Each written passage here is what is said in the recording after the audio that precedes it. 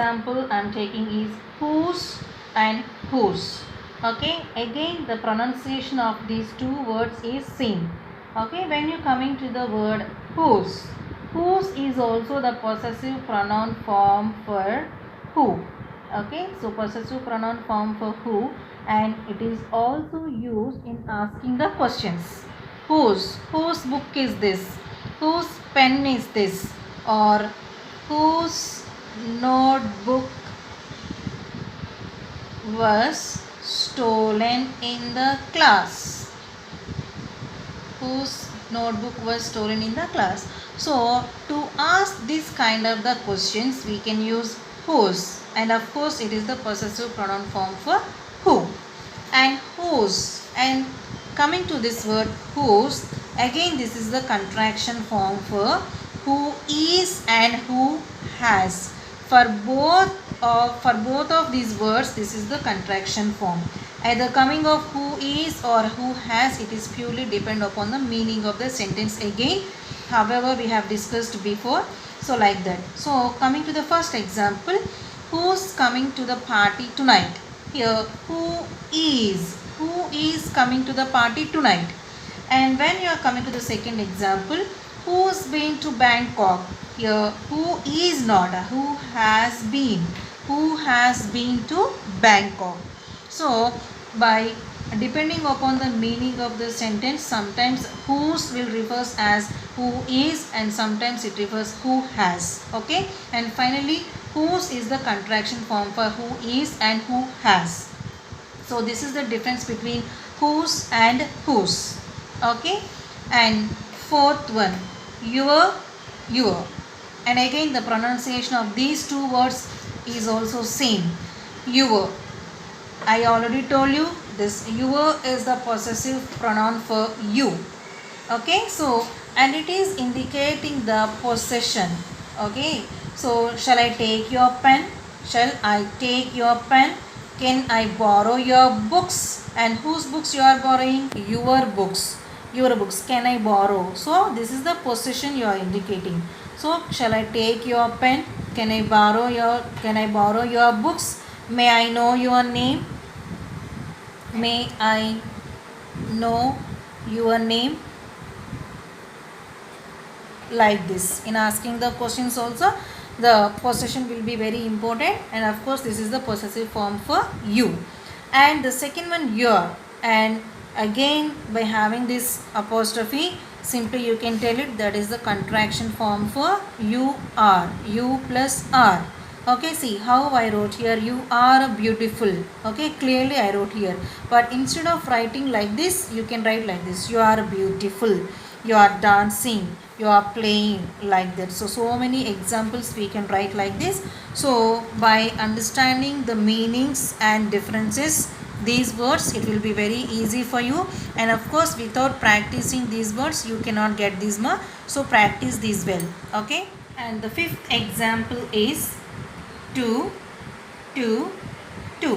Again the pronunciation of these three words is same. Okay, to. I need not to explain about this because you know this is the number.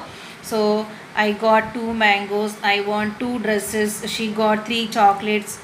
So like this, this is the number only. Okay, and coming to this 2, this 2 is the preposition, actually you know very well. So 2 is the preposition and it is used as the infinite form of the verb.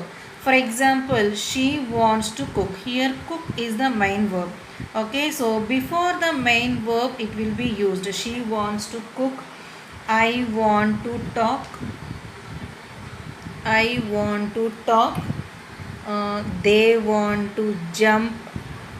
They want to jump. Okay, so before the main verbs and in the infinite form of the verbs, this 2 preposition will be used. And to, this to is called as the adverb. Okay, and this to is used mainly in the place of also and as well. For example, if you wanted to express your feeling in an extreme way, for example, I like to eat biryani. For example, I like to eat biryani. If I tell you like that, the sentence I like to biryani, if you also like to eat biryani, then what would you say? I too like eat biryani. I too like eat biryani. That means you also like to eat biryani. So I too, I also, I like to eat biryani. I too like eat biryani. Okay, so I also like to eat biryani. Okay, so instead of using also and as well, here we can use to. Okay, here to is the preposition and it is the infinite form of the verb, and here to is the adverb, and when you wanted your extreme expressions it will be used instead the also and as well, and to in the sense this is the number. Okay, so these are the main differences between these three words. So if you understand, it will be very easy for you. And next, sixth example is then. Okay, so when you coming to the word then is the adverb, then is the comparative adjective. First I would like to explain this then it will be easy for you. So then is the comparative adjective, and mainly we can use this then when you wanted to compare between two things. For example, John is taller than Janu. John is taller than Janu. So here when you are comparing John with Janu, then you can use then. I am more beautiful than you. If we compare I and you, I am more beautiful than you. Okay, so when we wanted to compare between two things, we can use this then. This is the comparative adjective.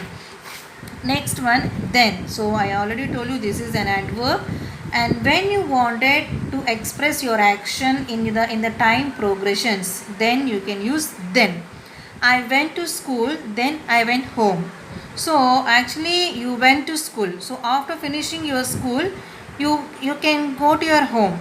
Okay, so the program next, after next, the soon, after, immediate, so that is the time progression. Okay, so according to the time progression we can use this then. I am teaching a class, then going to a movie. So she was already had a plan. After she had a class, she wanted to go to a movie. Understand? So she already had a plan, that is the time progression. After the class she wanted to go to a movie. Okay, so like this the time progression is very important in using then. So this is the main difference between then and then. The next example is affect. Okay, so AFFECT, affect. The meaning of this affect is impact on something. Here the action was occurring, something shows its influence on something. So the action is occurring here, so this effect means verb. Affect, this is the noun because this is the result after affected by something. For example, if after the action something was affected, so it would be called with a name. So that's why this effect means noun. Okay, here if I give the example to this effect, floods damaged the crops. Floods are something. For example, here the crops are something influenced something. Here damaged is the influence, so something influenced something. So here damaging was occurred, so here this is the action, so this is the effect. And next in this example, so why I am comparing these two means it will be very easy for you if I explain you by comparing. Next one is example, what is this medicine has no effect. For example, even though if you use this medicine you didn't get any effect, that means you don't have any result from this. That's why, so there is no result at all after the effect after the using of that medicine also, so there is no effect. That's why this is the no result in this, so that is called as the noun. So by comparing these two, this is the verb and this is the noun. This is the action, that's why we can call it as verb. This is the affected affected thing affected by something. That's why this is called as the noun. Okay, so these are the good examples that you can easily understand by these two examples. And next one is loose and loose. Okay, L-O-S-E, loose, L-O-O-S-E, loose. Okay, so again the pronunciation of these two words is same. Okay, so when you come to this word loose, this is the verb because this is the action. Because for example, verb means that you are suffering the loss of something. For example, I lost 10 lakh rupees in this business. I lost 10 lakh rupees in this business. For example, you lost, that means you are suffering. You lost your money means that is nothing but the suffering, right? So this is the suffering. Suffering means that is nothing but the action. So action means it is nothing but the verb. Okay, I want to lose more weight. So by having more weight, the person is suffering, because if we have the more weight, we could have so many health problems. That's why if we have the person is also having the more weight, that's why he is suffering. Again he is suffering. Suffering is nothing but the action means verb.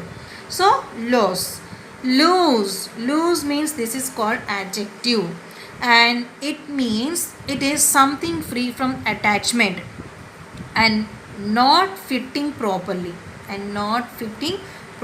even though if you adjust it, it is not fitting properly. So that's why it is called as adjective, and it is something free from attachment. For example, my belt is very loose around my waist. My belt is very loose around my waist. Even though if you wear that belt, it is not fitted to your body.